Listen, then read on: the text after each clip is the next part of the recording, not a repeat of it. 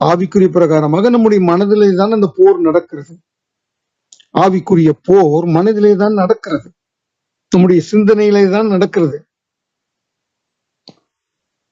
நாம் தேவனுடைய வசனத்திலே வாசிக்கிறோம் அல்லவா, வீணான சிந்தைகள், சிந்தையிலே கேடானார்கள், மாம்ச சிந்தை மரணம். அப்போ ஆவிக்குரிய பூர்ச்சியவர்களாகினா ஆவிக்குரிய சிந்தையுடையவர்களாக இருக்க வேண்டுமானால் வேறு சிந்தனைகளில் நம்முடைய மனதிலே வருவதற்கு இடம் கொடுக்க கூடாது.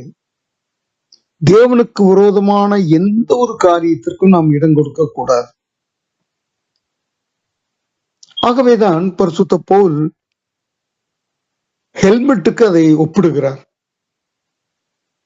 கர்த்தருடைய சிந்தை, எங்களுக்கோ கிறிஸ்துவின் சிந்தை உண்டாயிருக்கிறது. பரிசுத்த பவுல் சொல்லுகிறார், அவருடைய சிந்தை மனம் திரும்புவதற்கு முந்தைய எப்படி இருந்தது? தேவனுடைய பிள்ளைகளை துன்பப்படுத்துவதும் தேவனுடைய சபையை பாழ்படுத்துவதுமாக இருந்த சிந்தனையுடையவராக இருந்தார். அந்த சிந்தனை அதிகாரம் பெற்றபடியினாலே செயல் வடிவத்துக்கு வந்தது. அநேகரை சிறைபிடித்தான், அநேகரை துன்புறுத்தினான் என்று நாம் வாசிக்கிறோம். ஆகவே நம்முடைய சிந்தனைகளிலே நாம் கேர்ஃபுல்லா இல்லைன்னா, கருத்துடையவர்களாக இல்லாவிடில், அருமையானவர்களே, பிசாசு நம்மை எளிதிலே பின்வாங்க வைத்து விடுவான்.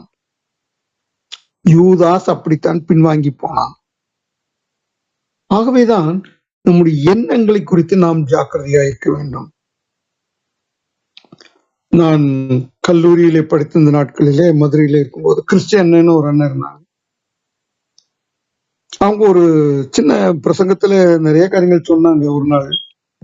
அதுல ஒரு காரியம் எனக்கு இப்பொழுது ஞாபகத்துக்கு வருது. நீ யார் அப்படின்னு கேட்டாங்க. ஹூ ஆர் யூ அப்படின்னு கேட்டாங்க. பல இந்த கேள்வி பலருக்கு மனதில் இருக்கலாம், பலர் கேட்டிருக்கலாம், நம்மையும் கேட்டிருக்கலாம், நாமே கேட்டிருக்கலாம் அநேகரை, அல்லது நமக்கே இந்த எண்ணங்கள் வந்திருக்கலாம், நான் யார் அப்படின்னு நம்ம யோசிக்கலாம். அப்போ அவங்க ஒரு வார்த்தை சொன்னார், உன் எண்ணம் எப்படி இருக்கிறதோ, உன் சிந்தனை எப்படி இருக்கிறதோ, அல்லது உன் சிந்தனை எதுவோ அதுதான் நீ அப்படின்னாங்க. The thoughts of your mind is yourself. நீ யாருன்னா உன்னுடைய சிந்தனை தான், உன்னுடைய எண்ணங்கள் தான் அப்படின்னா. எனக்கு அப்போ அவ்வளவா புரியல. ஆனா நாட்கள் ஆக ஆக ஆக நம்ம யாருங்கிறத ஓரளவுக்கு நம்ம புரியணும்னு இந்த கேள்வியும் பதிலும் எனக்கு பயனுள்ளதாக இருந்தது. நம்ம யாருன்னா நம்முடைய எண்ணம் எப்படியோ அதான் நான். அப்ப நம்ம எண்ணங்களை குறித்து எப்படி இருக்கணும்னு பாருங்க. அதை குறித்து ஜாக்கிரதையா இருக்க வேண்டும். சிந்தனையிலே நாம் வீணராய் விடக்கூடாது. நம்முடைய சிந்தை கெட்டு போகக்கூடாது. இந்த கெட்ட குமாரன் கதை என்று நம்ம சொல்லுகிறோம் அல்லவா, தேவனிய ஆண்டவர் சொன்ன ஒரு காரியம் லூக்கா 15 அதிகாரத்துல சொல்லுகிறார். இளைய மகன் எல்லாவற்றையும் சேர்த்துட்டு தூர தேசத்துக்கு போனான். ஏன்? அவன் தன்னுடைய நண்பர்களோடு சேரும்போது அவனுடைய எண்ணங்கள் எல்லாம் மாறுகிறது. சுயமாக இருக்க வேண்டும் என்று நினைக்கிறான். அவனுடைய எண்ணங்களிலே மாற்றங்கள் வருகிறது. ஆகவே தன்னுடைய சுய சித்தத்தை செய்வதற்காக ஒப்பு கொடுக்கும் போது அவன் மனம் போனபடி, எண்ணம் போன வாக்கிலே அவன் போக ஆரம்பிக்கிறான். அதனுடைய முடிவு என்ன? பட்டினி, பஞ்சம், வறுமை, பன்றி கூட்டம், மரணத்திற்கு முன்னால் ஒரு நிலைக்கு வந்துட்டான். ஆவிக்குரிய வாழ்க்கையிலும் நமக்கு இன்னைக்கு அப்படித்தான் இருக்குது. தேவனுடைய வார்த்தைகளுக்கு நாம் இடம் கொடுக்காம, தேவனுடைய ஆலோசனைக்கு கீழ்ப்படியாம இருக்கிறோமா? நம்முடைய தேவனுடைய பிள்ளைகளுடைய ஆலோசனை கேட்கிறோம், கீழ்ப்படியிலையா, அதுக்கு இடம் கொடுக்கலையா, பிசாசு நம்மை வழிபதி போக செய்கிறான். அப்ப என்ன ஆகுதுன்னா, ஆவிக்குரிய வாழ்க்கை கொஞ்சம் கொஞ்சமாக தூரத்துக்கு போயிரு, தேவனை விட்டு பிரிந்து போய் விடுகிறது. யூதாஸ் போனதுக்கு காரணம் அதுதான். கூடவே இருந்தான், ஆனால் தன்னுடைய எண்ணத்திலே பணத்தை சேர்த்து சேர்த்து வைத்து தனக்கு ஏதாவது அதிகமாக கிடைக்குமான் போது பண ஆசை வந்து விட்டது. எண்ணங்கள் பணத்தின் மேல் வந்து விட்டது. பண ஆசை எல்லா தீமைக்கும் வேற இருக்கு. அதனாலதான் யூதாஸ் கிறிஸ்துவோடு கூட இருந்துமே பண ஆசையினாலே அவன் விழுந்து போனான். எண்ணங்களை குறித்து நாம் ஜாக்கிரதையாக இருக்க வேண்டும். அப்ப அதுக்கு தலைச்சீரா ஹெல்மெட் அணிய வேண்டும். தேவனுடைய வசனத்தினால நிரம்ப வேண்டும். தேவனுடைய வார்த்தை நமக்குள்ள இருக்க வேண்டும். கர்த்தருடைய வசனம்தான் நம்மை காத்துக்கொள்ள முடியும். நம்முடைய சிந்தையை காத்துக்கொள்ளத்தக்கதாக தேவனுடைய வார்த்தைகளை பைபிளை நம்ம படிக்க படிக்க படிக்க படிக்க தேவன் நம்மை பலப்படுத்துவார். நம்முடைய சிந்தனைகளை அவர் காத்துக்கொள்வார். நம்ம பிலிப்பியர்ல வாசிக்கணும் இல்லையா, 4ஆம் அதிகாரம் 9ஆம் வசனம் என்று நினைக்கிறேன். நற்கீர்த்தியுள்ள புகழ் எதுவோ புண்ணியம் எதுவோ இவைகளையே சிந்தித்துக் கொண்டிருங்கள் சொல்றார். அநேக காரியங்களை குறித்து நாம் ஜாக்கிரதையாக இருக்க வேண்டும். அப்பொழுதுதான் நம்முடைய தலை பத்திரமாக இருக்கும். கிறிஸ்து சபைக்கு தலையாய் இருக்கிறார். ஒரு குடும்பத்திற்கு புருஷன் தலையாய் இருக்கிறார். அவனுடைய எண்ணங்கள், செயல்கள் எல்லாமே அவனுடைய சிந்தனையில வரக்கூடிய உதிக்கக்கூடிய முடிவுகள் எல்லாம் காரணமா இருக்கு. அடுத்த காரியமா நம்ம இன்னொரு விஷயத்தையும் பார்க்கிறோம். அதே வசனத்தை வாசிங்க. 17ஆம் வசனம், 6ஆம் அதிகாரம் 17ஆம் வசனம். ரட்சணியம் எனும் தலைச்சீராவையும் தேவ வசனமாகிய ஆவியின் பட்டயத்தையும் எடுத்துக் கொள்ளுங்கள். தேவ வசனமாகிய ஆவியின் பட்டயம். இந்த 5 பீசஸ் ஆஃப் ஆர்மர் என்று சொன்னேன். சத்தியம் என்னும் அரைக்கச்சை, நீதி என்னும் மார்க்கவசம், ஆயத்தம் என்னும் பாதரட்சை, கேடகம் என்னும் விசுவாசம். 4. இந்த ஒரு காரியத்தை நம்ம எடுத்துக்கிறோம். ஆவியின் பட்டயம், எல்லாத்துக்கும் நல்லாக ஆவியின் பட்டயம், கேடகத்துக்கு பட்டயத்தை எடுக்க சொல்றார். தேவ வசனமாகிய ஆவியின் பட்டயம். இந்த ரோம போர்ச்சையனுடைய கையில இருக்கக்கூடிய கத்தி பட்டயம் பொதுவா சிலது சின்னதா இருக்குங்கிறாங்க. அந்த காலத்து மாதிரி கத்தி சண்டை அது ஒரு ரகம். அது ஃபர்ஸ்ட் பெட்டாலியன், ஃபர்ஸ்ட் ஃபோர்ஸ். பின்னால் உள்ளது குதிரைப்படை வரும். அவங்க ஈட்டி வச்சிருப்பாங்க. முன்னால் உள்ளவங்க காலாட்படை வச்சிருப்பாங்க. அவங்க நேருக்கு நேரு சண்டை போடுற மாதிரி எல்லாம் வரும். அது அதிகமான விளக்குனா அது ஹிஸ்டாரிக்கலா போயிடும். அந்த கத்தி மிக பெரிதாக இல்லாமல் கொஞ்சம் ஷார்ட்டனா இருக்கும். சீக்கிரமாக எதிரியை குத்தி அவனை கீழே தள்ளுவதற்கு ஏற்ற விதமாக அமைந்திருக்கும் என்று சொல்கிறார். சில இடத்துல பார்க்கலாம். ஆவியின் பட்டயம். இங்க அந்த பட்டயம் என்னன்னா தேவனுடைய வசனம். போதுமான அளவுக்கு தேவனுடைய வசனம் நமக்குள்ளே இராவிட்டால், ஏற்ற சமயத்திலே தேவ வசனத்தை நாம் பயிற்சிக்க பண்ணாவிட்டால், when we are not applying the word of God at the right time, apt time, the devil will definitely overcome us. தேவ வசனம் தான் நம்ம ஆவியின் பட்டயம். பிசாசை ஜெயிக்க வேண்டுமானால் offensive pieces of armor is the word of God. sword of the Lord என்று சொல்வார். ஆவியின் பட்டயம், கர்த்தருடைய பட்டயம், கிதியோனுடைய பட்டயம். அப்ப ஆவியின் பட்டயம், ஆவிக்குரிய வாழ்க்கையிலே நமக்கு இருக்க வேண்டிய பட்டயம் என்னவென்றால், we must be enriched sufficiently with the word of God in our lives. தேவனுடைய வசனத்தினாலே நாம் போதுமான அளவு நிரப்பப்பட்டிருக்க வேண்டும். சடனா வரணும். ஒரு பொருளை பார்க்கிறோம், அது நம்ம வாங்கணும், ஆனா அது விலை அதிகமா இருக்கு, அது நமக்கு தேவையான முதல்ல பார்க்கணும், அது விலை அதிகமா இருக்கான்னு பார்க்கணும், அடுத்தது ஆண்டவருடைய சித்தமானு பார்க்கணும். அது எல்லாம் பார்க்காம டக்குன்னு நம்ம ஆசைப்பட்டு இது எப்படியா வாங்கிடணும், இன்ஸ்டால்மெண்ட்லயா வாங்கிடணும், கடனை வாங்கி அதை வாங்கிடணும், அடுத்த மட்டும் வாங்கிட்டு அப்புறமா தரேன்னு அதை வாங்கிடணும்னு உடனே டிசிஷன் எடுத்தோம்னா அது சரியில்லை. தேவ வசனம் என்ன சொல்லுகிறது? Is it worthwhile? Is it definitely needful to us? இது என்னுடைய ஆஹ், உண்மையாகவே இது எனக்கு தேவைதானா, அல்லது நான் விரும்புறேனா?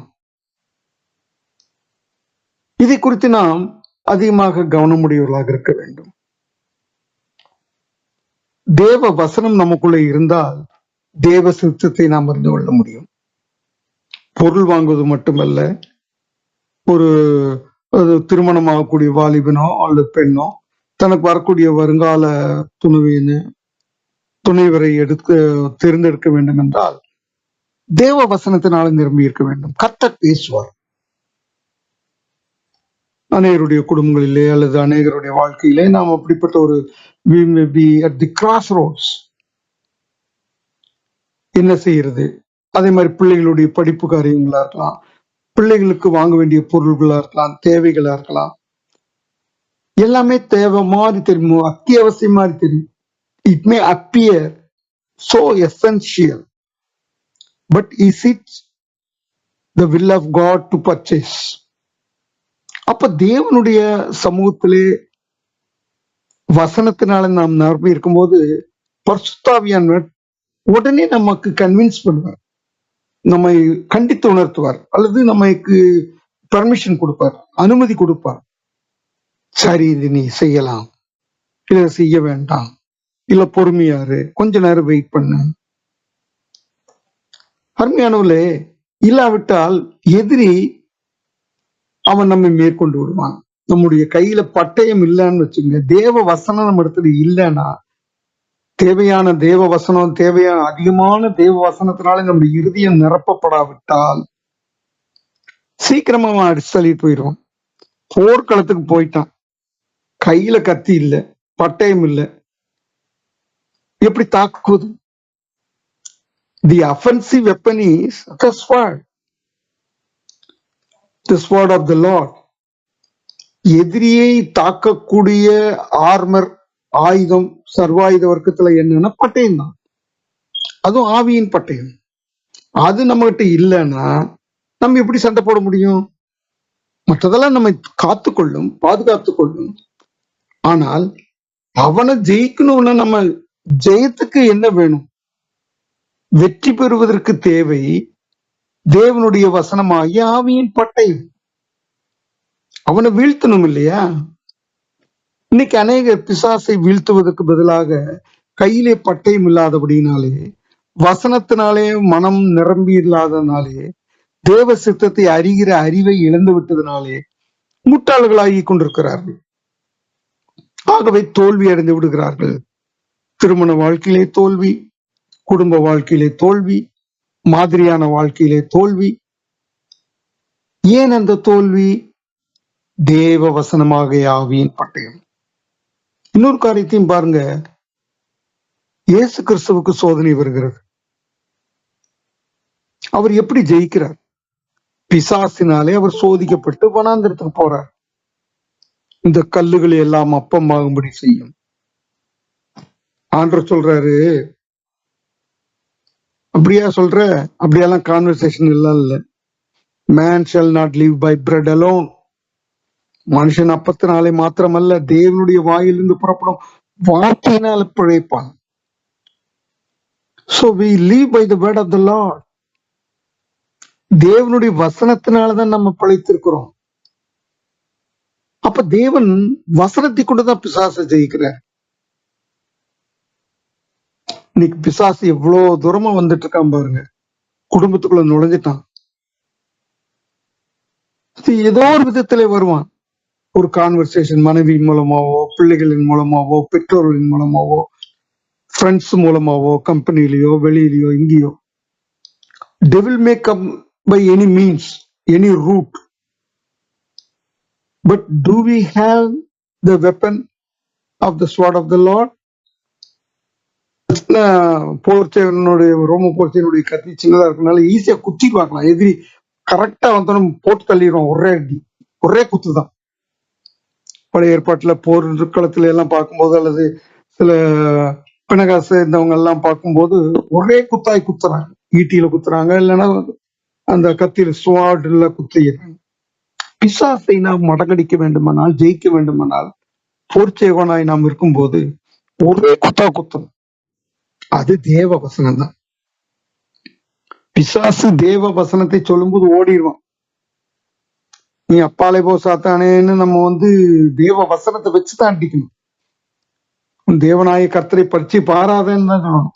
நான் தேவனுடைய பிள்ளை, தேவனுடைய மனுஷன், இயேசுவின் ரத்தத்தால கழுவப்பட்டவன், உனக்கு எங்கிட்ட இடம் இல்லை. தேவ வசனத்தை, எவ்வளவு தேவ வசனத்தை தேவன் நம்ம கொடுத்திருக்கிறார். அருமையானவர்களே, ஆவியின் பட்டயம் இருக்கா? வீட்டை விட்டு காலையில ஆபீஸ் போறதுக்கு முன்னால தேவ ஆவியின் பட்டயத்தை எடுத்துட்டு போறோமா? பட்டயம்னா பைபிளை தூக்கிட்டு போறது இல்லை. பைபிள்ல உள்ள வசனம் இருதயத்தில் இருக்கணும். நம்முடைய சிந்தனையிலும் நம்முடைய இருதயத்திலும் தேவ வசனம் ஆளுகை செய்யணும். பதில் சொல்லணும். ஒரு பிரச்சனை வரும்போது டான்னு வரணும். நம்ம கோபப்படுத்தக்கூடிய சூழ்நிலை வரும்போது தேவ வசனம், பொறுமையாரு, நீடிய பொறுமையாரு, சாந்தமாரு, அன்பாரு, தேவ வசனம் நம்மை ஆளுகை செய்ய வேண்டும். இன்னைக்கு நம்முடைய வாழ்க்கையில தேவ வசனம் ஆளுகை செய்யாதனாலதான் அநேக பிரச்சனை வருது. முணுக்குன்னு கோவம் வந்துருது. இப்ப எல்லாருமே உலகத்துல என்னையும் சேர்த்தான் சொல்லுகிறேன், அநேக சமயங்களிலே நாம் பொறுமையா இருந்து பேசுறதே இல்லை. டக்கு டக்கு டக்கு டக்குன்னு பேசிடுறோம். உடனே பதில் சொல்லிடுறோம். ஒருவேளை நம்முடைய அனுபவமோ வயதோ என்னவோ தெரியல, நம்ம கேட்கிறதற்கு தீவிரமாயும் பேசுகிறதுக்கு தாமதமாயும் இருக்கணும். பொறுமையா இருக்கணும். மற்றவங்க என்ன சொன்னாலும் அதை கேட்பதற்கு நம்ம பொறுமையா இருக்கணும். ஆனால் அப்படி இருக்க மாட்டேங்கிறது. ஆவிக்குரியவர்களாய நமக்கும், பெரியவங்களாய நமக்கும், வயதான நமக்கும் உடனே பதில் சொல்றோம். சரி, அவங்க என்னதான் சொல்றாங்கன்னு கேட்டுட்டு அப்புறம் நம்ம பேசுவோம். அது பெரியவங்களுக்குமோ சிறியவங்களுக்குமோ நம்ம ஒவ்வொன்றும் அதை ஆராய்ந்து பார்க்க வேண்டிய நிலையில தான் இருக்கிறோம். அநேக பிரச்சனை இந்த வாயில தான் வருது. இந்த வாய் பொல்லாத வாய். சிந்தனையும் வாயும், எண்ணங்களும் வாயும் ரொம்ப கனெக்டட். ஒருத்தர் சொன்னாங்கன்னாக்கா உடனே அதுக்கு பதில் டக்குன்னு வந்துருது. சரி, அவங்க என்ன சொல்றாங்களோ சொல்லிட்டு அப்படியெல்லாம் இல்லை, உடனே வந்துருது. அப்புறம் அது மன வருத்தம் வந்துருது, ஏதாவது ஒண்ணு வந்துருது. குடும்பத்துக்குள்ள புருஷனும் மனைவிக்குள்ள நிறைய பிரச்சனை வர காரணம் என்னன்னா, ஒருத்தராவது பொறுமையா போனா பரவாயில்ல. ஒருத்தர் இன்னொருத்தர் அவுட் கிளாஸ் பண்ணணும்னு நினைக்கிறோம், அவங்கள மேற்கொள்ளணும்னு நினைக்கிறோம், அவங்கள ஜெயிக்கணும்னு பாக்குறோம். தேவ வசனமாய ஆவியின் பட்டயம் இல்லைன்னாக்கா இப்படிதான் நடக்கும். பிசாசை இயேசு கிறிஸ்து ஜெயித்தது வசனத்தினால. இன்னும் கடைசியான ஒரு காரியத்தை ஒரு 5 நிமிஷத்துல முடிக்கலான்னு பாக்குற நேரம் ஆயிடுச்சு. கடைசி அந்த 17-18 வசனத்துல ஜெபம், அது ஒரு வசனம். விண்ணப்பத்தோடும் வேண்டுதலோடும், இது ஆயுதம்னு சொல்லப்படுகிறது. சில இடத்துல 6 தான் சொல்றாங்க, சில இடத்துல 7 சொல்லுகிறார்கள். 7வது ஆயுதமாக ஜெபம். ஜெபத்தை குறித்து அநேக செய்திகளை நாம் கேட்டிருக்கிறோம். நீங்க யாக்கோபுக்கு எழுதின நிருபத்துல வாசிக்கலாம். ஊக்கமான ஜெபம், அதே மாதிரி கருத்தான ஜெபம், இதெல்லாம் இருக்கும்போது அது எதை குறிக்கிறதுன்னா விழிப்பை குறிக்கிறது. ஒரு போர்ச்சேவகன் எப்பொழுதும் விழித்திருக்க வேண்டும். ஒரு போர்ச்சேவகன் எப்பொழுதும் விழிப்புடையவனாக இருக்க வேண்டும். அவனுடைய கண்களே ஒரு ஆயுதம் தான், சர்வாயுதம் இருக்கும். போர்க்களத்துல போய் யுத்த களத்துல போய் தூங்கிட்டு இருந்தாங்கன்னா, தூங்கிட்டான்னு வச்சுங்களேன், அவ்வளவுதான். அவனுடைய வாழ்க்கையிலே பெரிய காரியத்தை அவன் இழந்து விடுவான். சீஷர்கள் கெத்செமனேல தூங்கினார்கள். இயேசு கிறிஸ்துவுக்கு அவங்க உதவியாவே இல்லை. இயேசு கிறிஸ்துவுக்கு கீழ்ப்படியாதவங்கள போயிட்டாங்க. அருமையானவர்களே, இந்த 7வது ஆயுதம் மிக முக்கியமான ஆயுதம். Invisible armour of God. அந்த ரங்கத்திலே குடும்பத்திற்காக, ஐக்கியத்திற்காக, ஆத்துமாக்களுக்காக, நாட்டிற்காக, மற்றவங்களுக்காக நாம் தொடர்ந்து ஜெபிக்கலைன்னா நம்ம சர்வாயுத வர்க்கத்துல மிக முக்கியமான பகுதியாகிய ஜெபத்தை விட்டு அந்த பாவத்துக்கு நாம் தப்பிக்க வேண்டும். ஜெபம்தான் நம்மை தேவனோடு சேர்க்கும். நம்முடைய விண்ணப்பங்களையும் வேண்டுதல்களையும் தேவனுக்கு நம்ம தெரியப்படுத்தலைன்னா நம்ம விழிப்புடையவர்களாய் இல்லைன்னு அர்த்தம். ஆண்டவர் சொல்றாரு, ஜெபம் பண்ணி விழித்திருங்கள். அப்ப விழித்திருந்து நாம் ஜெபிப்பதுதான் அந்த 7வது ஆயுதம். தொடர்ந்து நம்ம ஜெபித்து இந்த 7 ஆயுதங்களையும் நாம் தடுத்துக் கொள்ள வேண்டும். சத்தியம் என்னும் மறைக்கச்சை, நீதி என்னும் மார்க்கவசம், ஆயத்தம் என்னும் பாதரட்சை, அப்புறம் என்ன, விசுவாசம் என்னும் கேடகம், தலைச்சீரா, இன்னும் இந்த ஆர்மர் ஆஃப் காட்ல நம்ம முக்கியமானவர்களை எல்லாம் பார்த்திருக்கிறோம். ஜெபம் இவர்களை எல்லாம் வைத்து நாம் தொடர்ந்து அந்த ரங்கத்திலே நாம் ஜெபிப்போம். கர்த்தர் நம்மை ஆசீர்வதிப்பார். வரக்கூடிய நாட்களிலே கர்த்தர் புதிய காரியங்களை தேவன் வெளிப்படுத்துவார். தொடர்ந்து ஜெபிக்கலாம். நான் ஜெபித்து முடிக்கிறேன். ஜீவனுள்ள ஆண்டவரே, முடி சமூகத்திலே வருகிறோம். கடைசியாக என் சகோதரரே, கர்த்தரிலும் அவருடைய சத்துவத்தின் வல்லமையிலும் பலப்படுங்கள் என்று சொன்னேன். நாங்கள் பலப்பட நீர் உதவி செய்யும். எங்களுடைய போராயுதங்கள் அரண்களை நிர்மூலமாக்கத்தக்கதான தேவ பலமுள்ளவர்களாய் இருக்கிறது என்று பரிசுத்த பவுல் 2 கொரிந்தியர் 10ஆம் அதிகாரம் 5ஆம் வசனத்தில் சொன்னபடி கர்த்தாவே, எங்களுடைய போராயுதங்களை பலமுடையதாகும். சத்தியத்தை நாங்கள் கட்டி கொண்டிருக்க வேண்டும். இயேசு கிறிஸ்துவை எங்களிலே தரித்து கொண்டிருக்க வேண்டும். எங்களை சுற்றிலுமாக வைத்திருக்க வேண்டும். ஆண்டவரே, அந்த கிருபை நீ தாரும் கர்த்தாவே. உம்முடைய சன்னிதானத்தில் எங்களை ஒப்புவிக்கிறோம். எல்லாவற்றையும் உம்முடைய கரத்திலே நாங்கள் தாழ்த்தி கொடுக்கிறோம். தொடர்ந்து உம்முடைய நாமத்தை நீர் மகிமைப்படுத்தும். வரக்கூடிய காலங்களிலே உம்முடைய ஆசீர்வாதத்தையும் சமாதானத்தையும் நாங்கள் பெற்றுக்கொள்ள உதவி செய்யும். தொடர்ந்து கிரியை செய்யும், ஆசீர்வதியும். இயேசுவின் நாமத்தினாலே வேண்டிக் கொள்கிறோம் ஜீவனுள்ள பிதாவே. ஆமென். ஆமென். ஆமென். ஆமென். என் ஆத்துமாவே கர்த்தரை ஸ்தோத்திரி, என் முழு உள்ளமே அவருடைய பரிசுத்த